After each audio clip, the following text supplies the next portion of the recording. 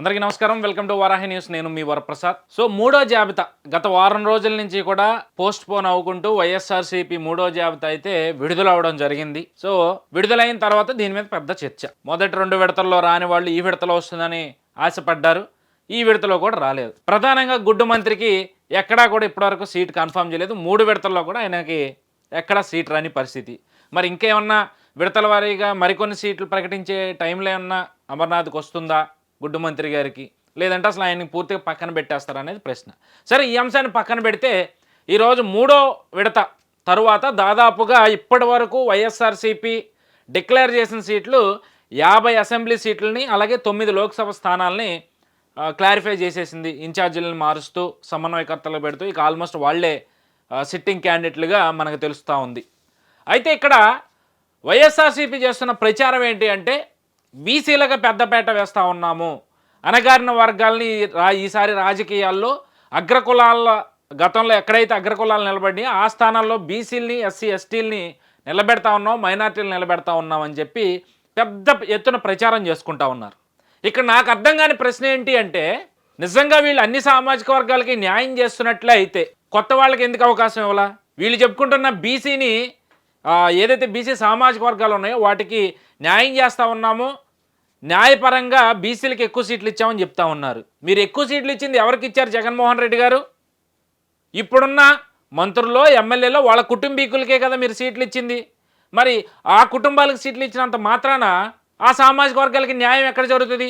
27 SC ST corporation నిధులు, 56 BC corporation నిధులు ఏమైపోయినాయి? దారి మళ్లించారు, మీ సొంత ప్రయోజనాలకు వాడుకున్నారు. ప్రజలకు కావాల్సింది అలాంటివి. లేదంటే విదేశీ విద్య రూపంలో గత ప్రభుత్వం లక్షలు వెచ్చించి ఇక్కడి నుంచి విద్యార్థుల్ని అబ్రాడ్ పంపించి అక్కడ చదువుకునే విధంగా వాళ్ళకి అన్ని కల్పనలు కూడా చేసిన పరిస్థితి. మరి మీరు అధికారంలోకి వచ్చిన తర్వాత ఆ అణగారిన వర్గాలకి ఏం న్యాయం చేశారు? అందరికీ ఇస్తున్నట్టే అమ్మఒడి ఇచ్చారు, అది కూడా బయట చెప్పుకునేది 10 మందికి ఇస్తున్నామని చెప్పుకుని నలుగురికే మీరు ఇస్తా ఉన్నది. గట్టిగా 30-40% కూడా మీరు పథకాలను అమలు చేయలేకపోతా ఉన్నారు. అలాగే జగనన్న తోడంటా ఉన్నారు. ఇంకోటి ఈ రకరకాల పథకాలన్నీ చెప్పి పబ్బం గడుపుకునే ప్రయత్నం చేస్తున్నారు తప్పితే అణగారిన వర్గాలకు మీరు చేసే న్యాయం ఏది? సామాజిక సాధికారత యాత్ర అంటూ కూడా గత 2-3 నెలల నుంచి కూడా రోడ్ల మీద పడి తిరుగుతూ ఉన్నారు.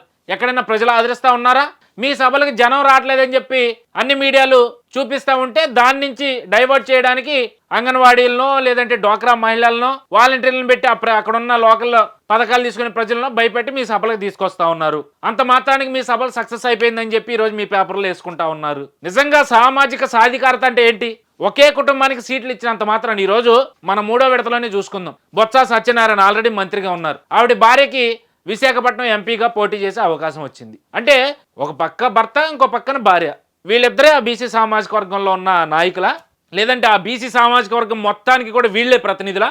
మరో పక్క ఏలూరు ఎంపీగా ఆల్రెడీ సిట్టింగ్ ఎమ్మెల్యేగా మంత్రిగా పనిచేస్తున్న కారుమూరు నాగేశ్వరరావు కొడుకుని తీసుకొచ్చి ఏలూరు ఎంపీ స్థానంలో కూర్చోబెట్టారు.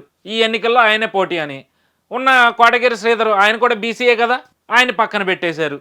ఇక ఆదిమూలపు సురేష్, చంద్రబాబు అంటే గుడ్లన్నీ ఇప్పేసుకుని రోడ్డు మీద నుంచి ఆదిమూలపు సురేష్ సోదరుడికి ఎమ్మెల్యే స్థానం ఇచ్చారు. ఇంకా మీరు సామాజికంగా అన్ని వర్గాలకి న్యాయం ఎక్కడ చేశారు? మీరు చేస్తున్న న్యాయం ఎవరికి అంటే, మీ భజన చేసి మీ కాళ్ళు మొక్కి మీరు కాళ్ళ మీద కాళ్ళు వేసి కూర్చుంటే మీ కాళ్ళ దగ్గర కూర్చునే వాళ్ళకే ఈరోజు మీరు సీట్లు ఇచ్చుకున్నారు తప్పితే నిజంగా పార్టీ కోసం కష్టపడి వాళ్ళ సర్వశక్తులు వడ్డీ గత ఎన్నికల్లో మీకోసం పాటుపడిన వాళ్ళని ఈరోజు పక్కన పడేశారు.